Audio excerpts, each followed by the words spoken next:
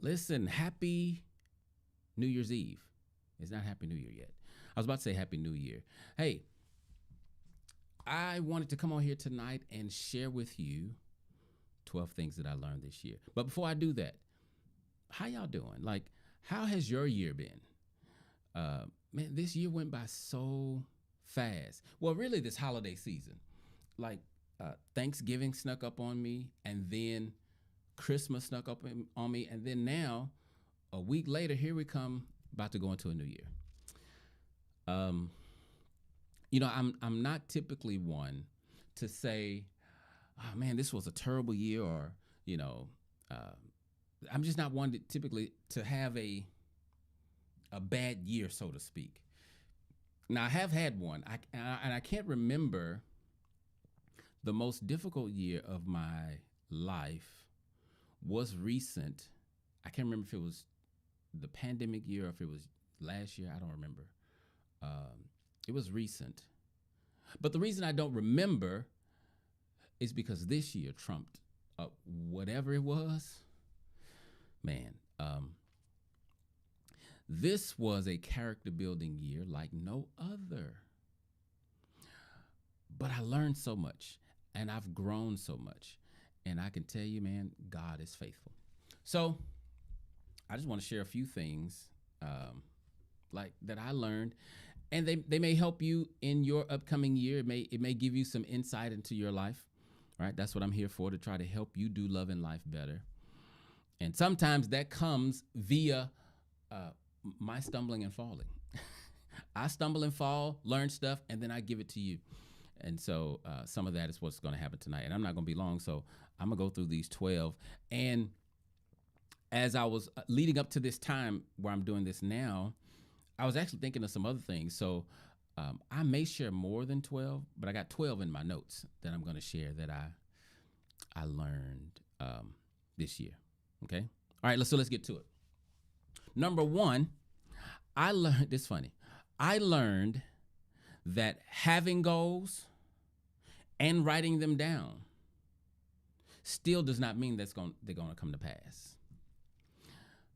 So maybe about 2 weeks ago, I was looking for something on my PC, and I was going through my Dropbox, and I was looking for a Word document. I came across this Word document that said 2022 goals. I was like, what is this? I don't remember writing any goals.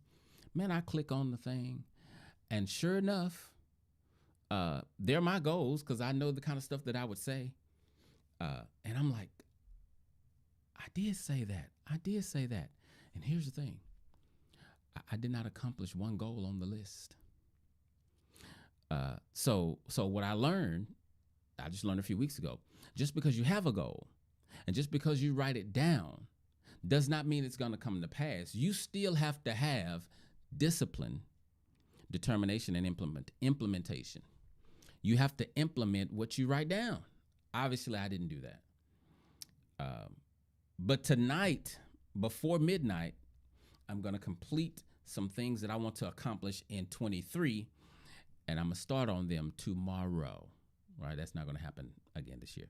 So, number 2, I learned that personal development is one of the most important commitments that you need to have. Personal development is like, I've been into personal development for I don't know how long, but man, this year I really saw the value and the importance of being committed to growing. Like, if you are not committed to self-examining, if you're not committed to looking in the mirror, if you're not committed to improving, you are going to suffer. And if you are in a long-term relationship or marriage, you for sure are going to suffer. I did a video earlier this year where I said the thing that makes someone the wrong person to marry or be married to is someone who is not committed to personal development. That's how important it is, because all of us come from childhood with stuff. Whether you want to believe it or not, everybody has stuff. And if you don't work on that, number one, it's going to be difficult for you to receive love, but it's also going to be difficult for you to give love, because more than likely you're going to be self-centered.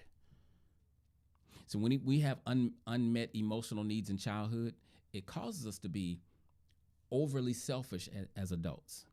And then we embrace that, say, oh, well, no, that's just me. It's not just you. It's who you've learned to be, but that's not who God made you to be, right? So got to be committed to personal development. Number 3, I learned this year, or I should say that I was reminded. I was reminded that trusting God is the only way to effectively go through a storm and not lose your mind. That's what I learned. Now, that's what I learned for me, right? I'm at 50. I've been through a lot of things, but this year here, right? I had to learn to, or I had to be reminded that I had to trust God. And once I started trusting God, my situation did not get drastically better, but I did. What I mean by that is, I learned that if God doesn't move, can I use a big word, expeditiously to change my situation, as long as I allow him to work on my mind, I'll be okay. So you know that there's a scripture in Philippians that says, don't worry about anything. Instead, pray about everything. Ask God for what you need and thank him for what he's already done. Then you will experience God's peace that surpasses all understanding. Well, the reason you have that peace in the midst of a storm is because of what Paul says before that. Don't worry, but pray. How do you pray? Be thankful. He says, but then, he said, tell him what you want, but thank him for what he's already done. So as you start to thank God for what he's done, he begins to become magnified in your mind. And as you magnify God in your mind, you minimize your problems. When your God is that big in your mind, there's a peace that comes over you. Now, something that I learned this year, actually, in that scripture, it does not say, if you do this, then God will give you his peace. That's not, it says, when you pray, put your mind on God, you will experience his peace. Yeah, so I learned this year, trusting God is really the only way to go through a storm effectively and stay sane. All right, that was what was number 3. All right, number 4, I learned what the kingdom of God actually is. That was a big revelation for me. So some of you know I've said it before. I've been in church since I was 7 years old. That's 43 years. And I just learned this year what the kingdom of God actually is. So there's a scripture that people like to quote, seek first the kingdom and all its righteousness, and then all these things will be added unto you. And Christians love to quote that, but most folk don't know what it means. The kingdom of God that the Bible talks about, at least in the New Testament, is not heaven. I always thought it was heaven. It's not the dwelling place of God. So Jesus brought salvation, but he did not teach and preach salvation. He preached the kingdom. Behold, the kingdom is at hand. So here's what the kingdom is. I learned this year. You want to hear it? Here you go. First of all, let me tell you about the Bible. So the Bible it's about a king, a kingdom, a royal family, and the colonization of a foreign land, that land being earth, right? So a kingdom is the king's domains, compound words, the place where the king reigns. So then, how you become in the kingdom, you yield your life to Christ and allow him to rule over your life, and then he gives you an assignment to rule over. He makes you the king over an assignment. That's what the kingdom of God is. I learned that from Dr. Myron Golden. That was mind-blowing. So that was helpful for me, right? So I can officially say I am now a kingdom man, right? Because I want to live not by the world standard, because the world has an idea of what Christians should be, but I want to be a kingdom man. So that was number 4. Number 5, I learned that the most underrated reason for divorce is misunderstanding. I say it's underrated because most people don't understand how serious it is when you misunderstand your partner. I would bet if I was a betting man, I would bet that the overwhelming majority of people who divorce because of a misunderstanding. I say a misunderstanding, it could be misunderstandings. But the thing is, by the time you get to divorce, they don't look like misunderstandings. They look like irreconcilable differences. But really, the misunderstanding probably started in year one and y'all never corrected it. That's what I learned this year. That was extremely impactful for me, right? Because that's where my focus has been this last quarter of the year, trying to help couples understand understanding. It's crucial. And then, along with that, number six is kind of connected to number five. So number five, I learned how underrated misunderstanding is in the participation of divorce. But number six, I learned the importance of asking questions. It is very important to ask questions. You cannot understand what you do not inquire about. You cannot understand what you do not inquire about.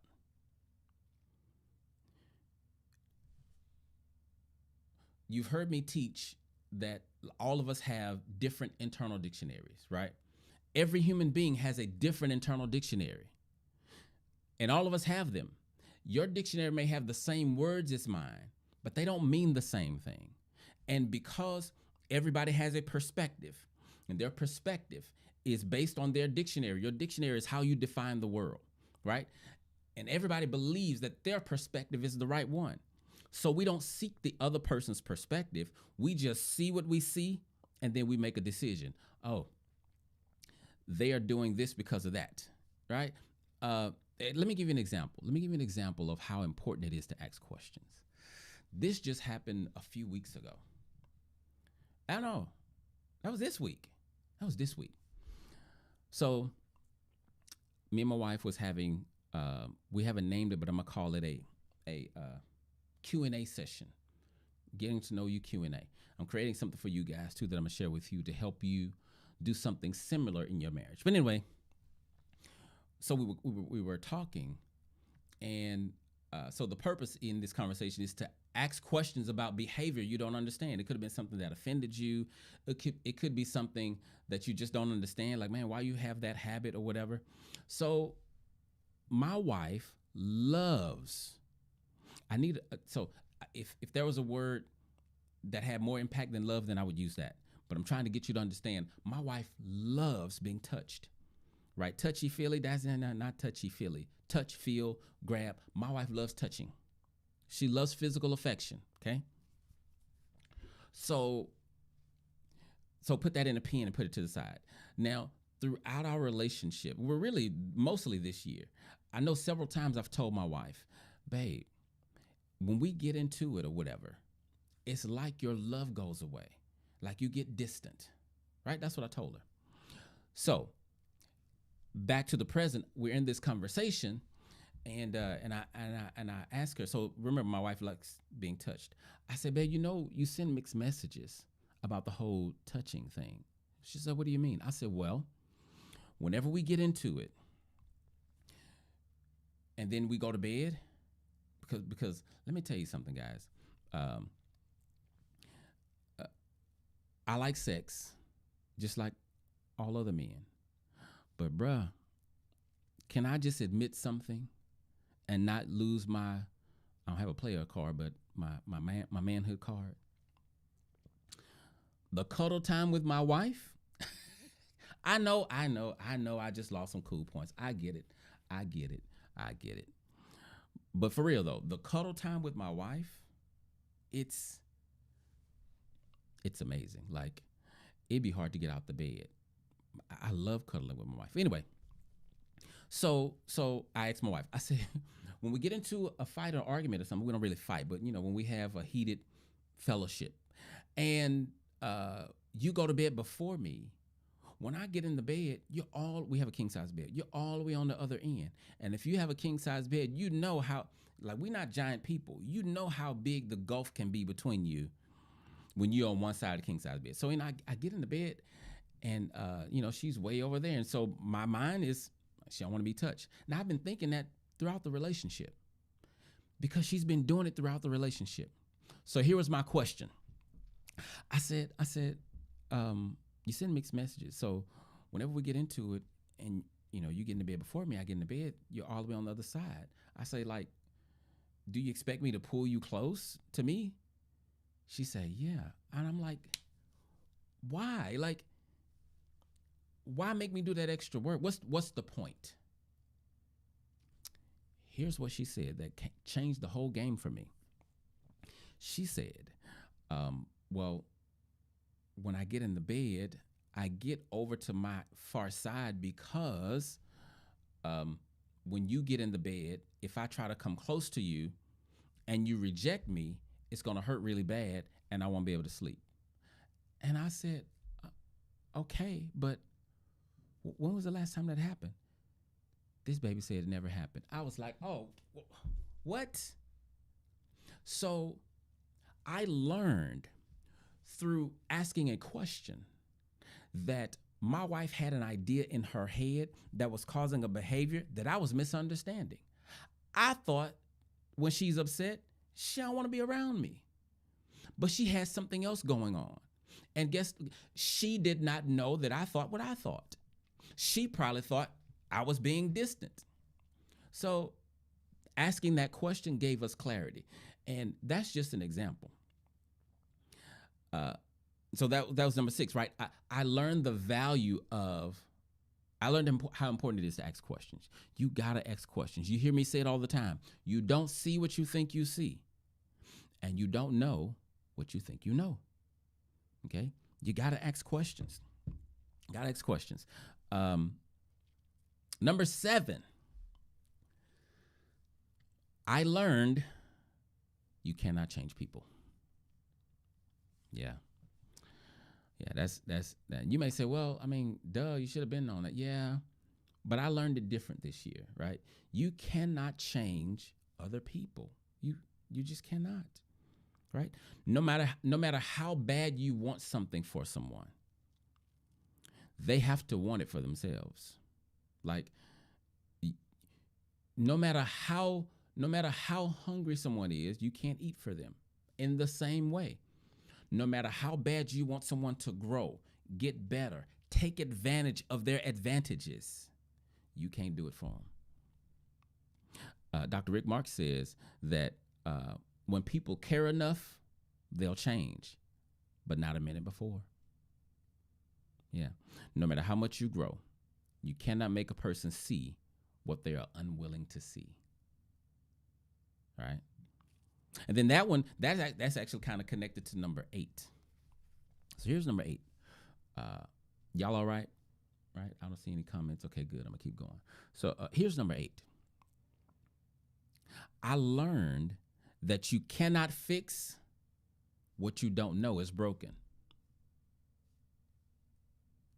You cannot fix what you don't know is broken. So earlier this year, to this day, I have no clue why. This probably started back in May or June. Anyway, to this day, I don't know why my daughter has an issue with me. My daughter's 29 years old, so I have grown children. My grown child has an issue with me. I have no idea what it is. She didn't call me on my birthday, Father's Day, kind of sporadic. So then I broke the silence and I just started reaching back out to her, right? I didn't require what's those things called that I be teaching people about all the time? The apology. I didn't require an apology, none of that, right? But I would, trying to reach out to her to trying to build some momentum just to get back to normal. And it sounds like, like when we're in Texas, it seems like it's going good. But then not long ago, I had a conversation with my son, and he was telling me some things that, that what she's upset about or what she's thinking, not what she's upset about, but some of her perceptions. I'm like, what you're telling me is foreign to me. And the reality is, I can't fix what I don't know I broke. So all you can do is be your best you.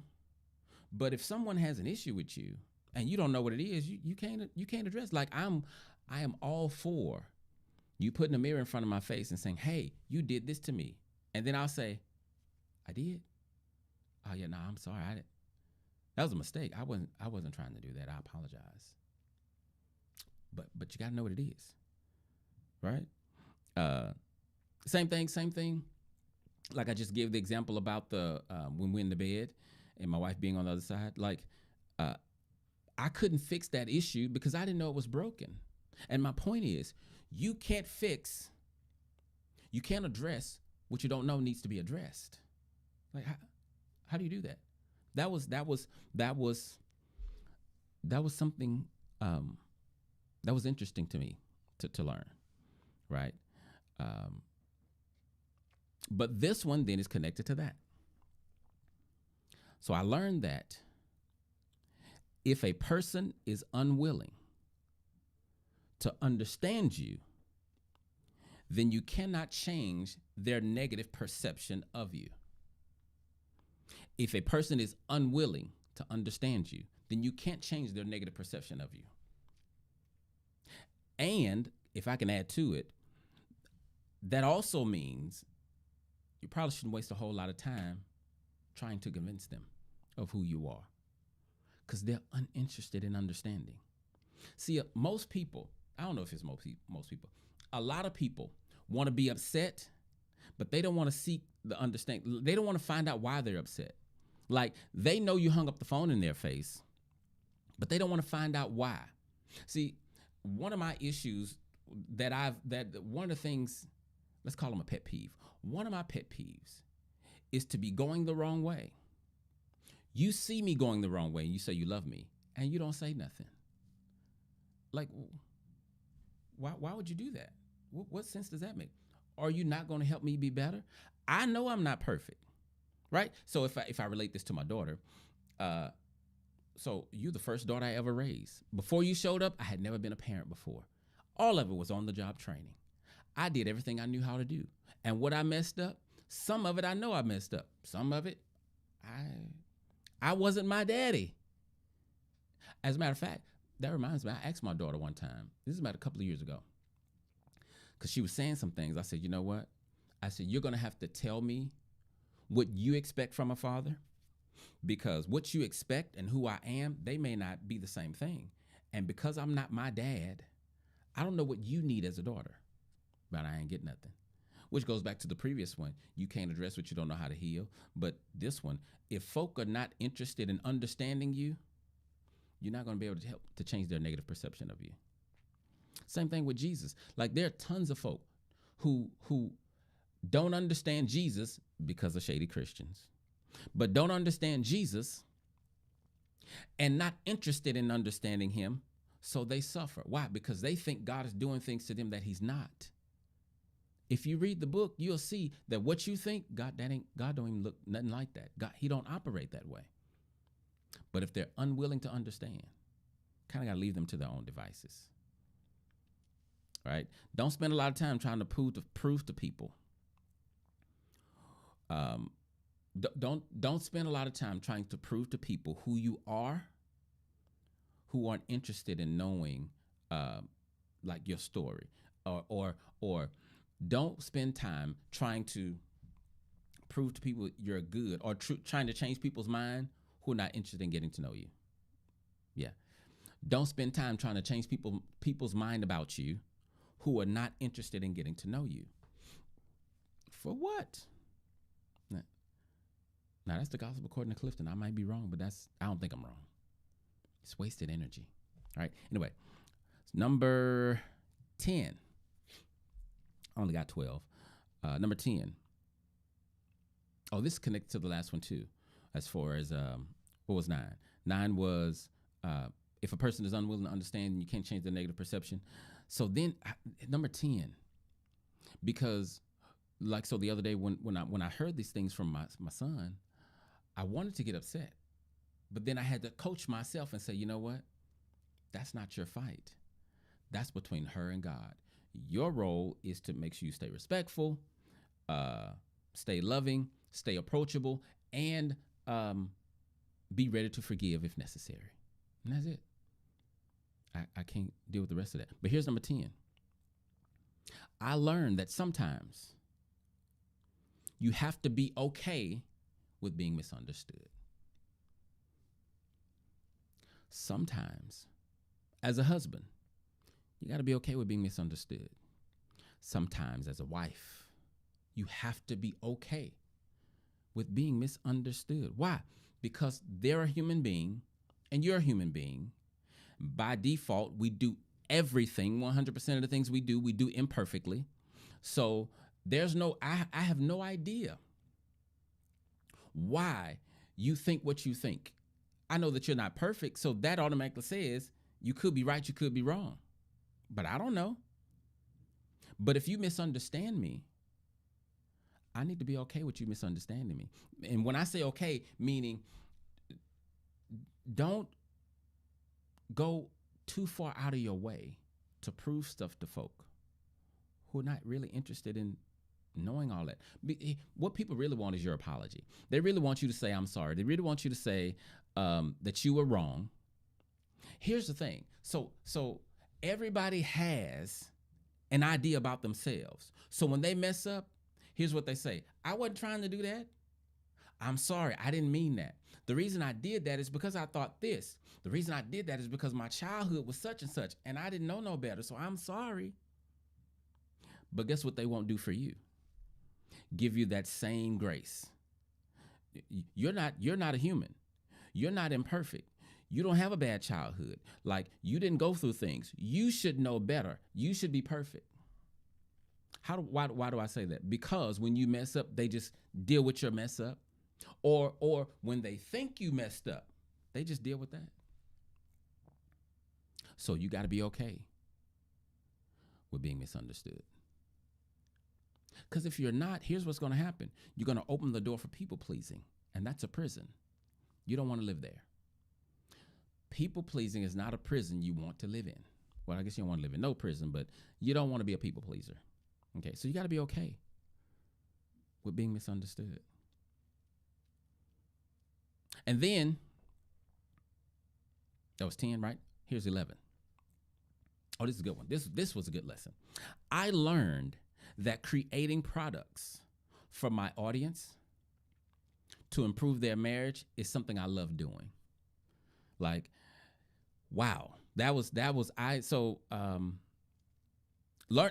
that I can create things other than just doing one-on-one therapy with a couple, but I can create products that they can, devour on their own and get better. I learned that this year. I may have thought it in the past. And I even did a course, in the past, but the way I learned it this year, man, it's just, and so as a matter of fact, that's why I created the masterclass that I created, because I realized, man, number one, creating products is fun. Number two, I can do more in creating products than I can in a weekly hour, because I can create a video and I can give you everything, and then you could just watch it, and then I can give you assignments, right? Like, yeah. So number 11, I learned that creating products that my audience can use to improve their marriage is something that I love doing. So trust and believe in 2023. I'm going to be creating tons of products, meaning I'm already thinking, I have a few things that I'm already working on. Because, like I said, it's fun. And my assignment is to help you do love and life better. Interesting. Well, I'm not gonna say that. Never mind. I don't want to share that. I was going to share a thought, but I changed my mind. So here's number 12. I said I had 12 things, right? Here's number 12. So, and it's kind of connected to the last one. I learned. Now, to be honest, this is probably one of the biggest lessons I learned That's why I saved it for last. It's not the biggest lesson, but it is one of them. And I'm going to share with you why. But I learned that group coaching is much more effective than one-on-one couples therapy. Before I met Dr. Myron Golden, I don't know if anyone could have convinced me of that, right? As a matter of fact, when I was in school, I was anti-group therapy. So group coaching would have never came to my mind. But in August, I did Dr. Golden's Make More Offers challenge, right? I did his Make More Offers challenge, 5-day challenge. And I got to see firsthand the value of group coaching. I'm like, okay, I get it. So then I did my own challenge. And my mind, look, I was teaching the challenge and my mind was blown. Not from the content, but from the whole, like the structure of it. Like I loved the structure of the challenge. I love the insight that the couples got. I love how the couples were helping each other with their stories. Like group coaching, if I can have my way, I'll be honest with you.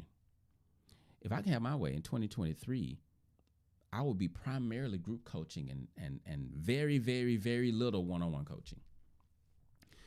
It's just, listen, I'm telling you. And for all of you who, you've been getting my emails on my email list and I've been telling you about the challenge or I tell you about the masterclass.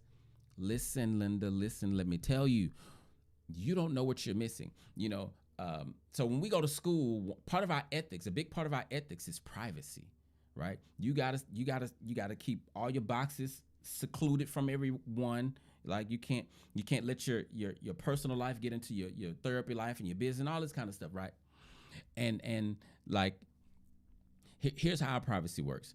Like if someone refers a client to me, and the person called me and they said, hey, such and such referred me. I can't confirm or deny that I know the person that they're talking about. That's how serious our privacy is. And so because of that, some of you think, well, if I get in a group setting, like my privacy is gone.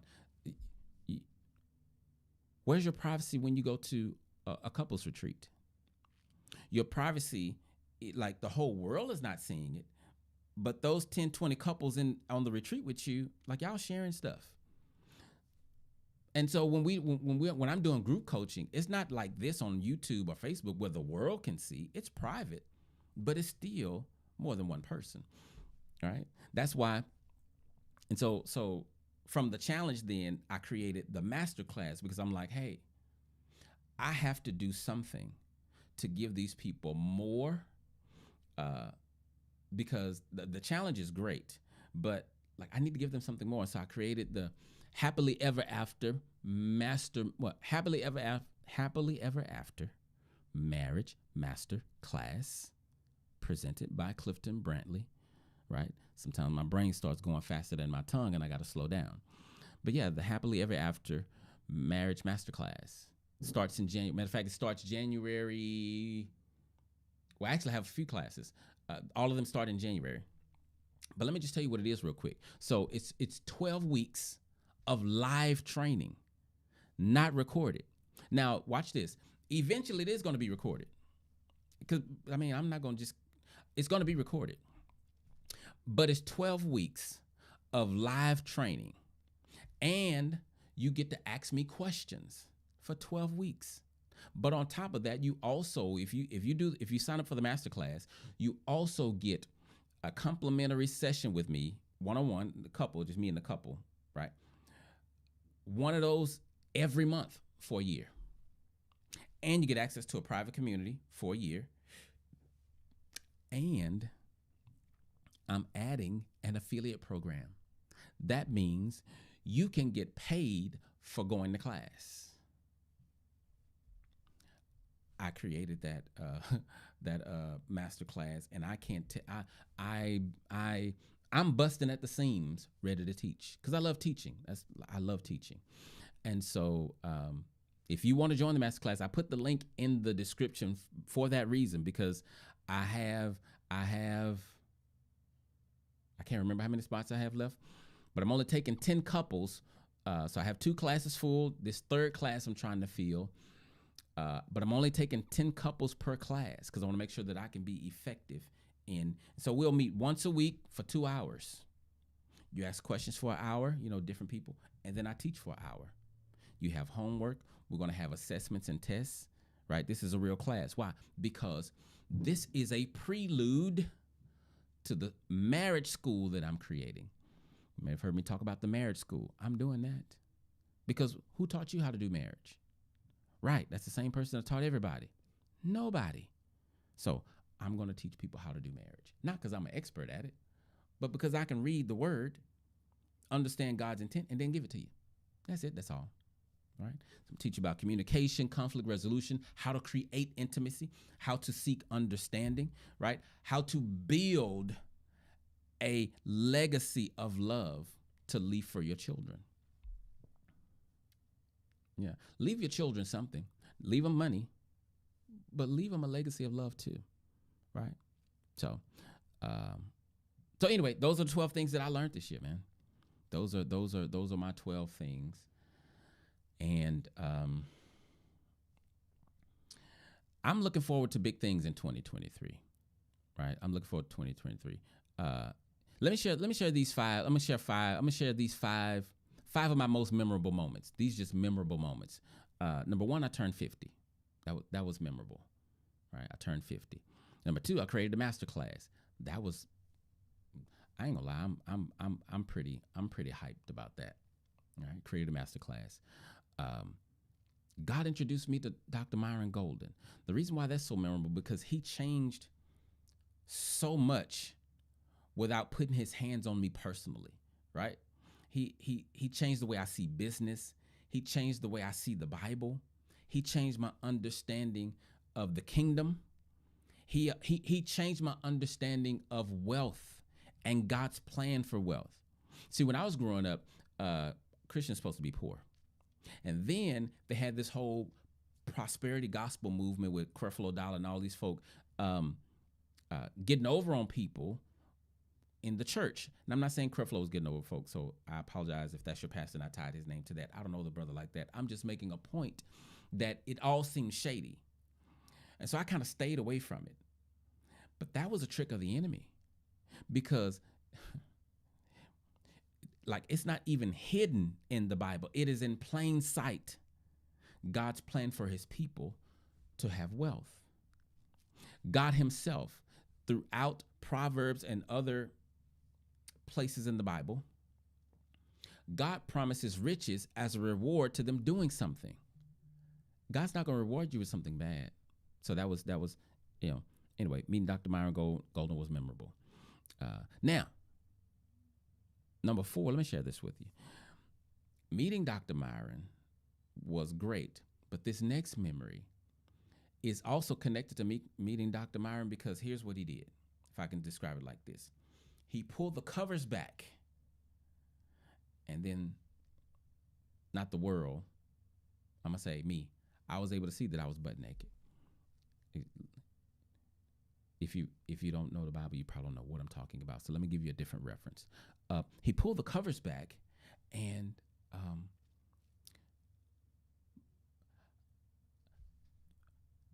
how I had, so I thought, ruined my life was clearer than it had ever been in my life. Yeah, back in August, I realized how much I had messed up my life and the ramifications of my choices on my children. Because nobody told me. Like, nobody told me. And I'm not using that as an excuse. I'm just saying the choices that I made with my life, with my money, relationships. Like, I'm wise now, at 50. Like, but when I met Dr. Myron and I started to look back at things, it shook me. After the challenge, I sat in my garage and I cried like a baby. And I could not stop. Some of you may remember me talking about that back in August. I could not stop crying. Like when like I ran out of tears when I got to the place where I was starting to stop crying. I thought about my kids and the storm they are having to walk through because their dad didn't know what he was doing. Now the tears start coming again, right? So that was memorable. That's why I put it on the list. But it put once I got through with that crying spell, it put me on the path that I'm on now, to where I will be. I don't like the word financial free. I'll be a millionaire shortly. When I say shortly, my shortly, not your shortly. I ain't talking about tomorrow. Whenever it happens, that's God's business. I'm not getting into that. But anyway, that was life-changing for me. And then number 5, most memorable thing, I realized that my wife is not possessed by the devil. Yeah, no, she's not possessed by the devil. I just need to grow. That's what that was. Like, your wife is not crazy, sir. You are. I realized that I didn't see what I thought I was seeing, and I did not know what I thought I knew, right? Hopefully she learned that I'm not possessed by the devil also, because, I'm a human being, a real one, and I got real issues, right? I'm following God. I'm trying to do what he wants me to do, but trust and believe. I fall short often. So anyway, thank you guys for hanging out with me for a little while. I appreciate you allowing me to share these little things. Just something I thought of today. I said, you know what? Let me go talk to my audience on the last Saturday of the new year, and just kind of share some stuff with them. So I appreciate you guys. Let me speak into your life this year. And man, next year, I'm telling you, we're going to hit the track running like a nosebleed. Manhood Mondays. I'm trying to decide if I'm going to miss this Monday and pick back up next Monday. I don't know. We'll see. I think I'm gonna do this Monday though, because I have some things to share. So I think I'm going to do this Monday. So we'll do that, and then season 2 of my podcast will kick off next week. Season 2 of my podcast, right? Season 1 has 19 episodes? I think I'm gonna do episode tonight. That'll be 20. And then season 2 will kick off next week. So, hey, listen, from my family to yours, I hope you guys have a safe and happy new year. If you're going out into the streets, be careful, right? You don't have to be drinking. There's still drunk drivers on the road. So watch your back. Watch your 6. I learned that. What show? I think I was watching Jack Ryan. Jack Ryan is a good show on Prime Video, by the way. But watch your 6. Keep your head on a swivel. Just be careful out there, right? If you're going to church, be careful. Bullets don't have no eyes, don't have no names. Okay? Now, all right. You guys have a great evening. Now, I thought my wife was going to come in here. I told her to come in here and say goodbye to the folk, but she's not in here. I wonder if I did something. Let me ask a question. Babe, you mad at me? Did I do something to make you mad at me? No. Okay. So I was just asking, because I told him, I said, my wife's supposed to be in here to say bye to y'all, but let me ask a question, because I learned, remember this year, the value of asking questions. So anyway, but you got to come where you can get focused, because it automatically focuses, so you got to get close to my face. So why don't you come sit, like, there you go. So, all right, now come, wait a minute, baby. So if you start a YouTube, fellas, plan what your wife gonna say. Don't let her just come on here, especially if she's from the streets. Like my wife not saved, so I don't even know if she know who God is. But you know who God is? I don't. Okay. So anyway, tell the folk, Merry Happy New Year. No, that's not the camera. It's right there. Happy New Year, everybody. All right. Okay. Goodbye. Loves you. Wow. Okay, put this back down. I should have gave her more notice, huh? Now listen, don't be trying to look my wife up online. I know my wife is gorgeous. She's beautiful, right? She's taken. I mean, you can if you want to. Like, the bar's too high. I promise you can't reach it. So anyway, listen, in real life, you guys be safe and have a good evening. And I look forward to seeing you guys in the new year. Okay? All right. Let me see if, no, there are no questions. Nobody going to question nothing, huh? Just not going to question. Just not going to. I don't know what you have a question about anyway. I wasn't really teaching, right? All right. It's called peace. Make sure I got all my notes. I did. Hey, I love y'all. Can y'all tell I don't want to go? I don't have nothing to do tonight, really. I was going to go out, but then I'm like, I'm not paying $150 to get in nowhere. I'm sorry, $300 because it had to be both of us. So I'm just kind of hanging out because I don't feel like going. I mean, I don't feel like getting. I want to hang out with you guys. Oh, I just thought of something I can go do in my garage. Okay.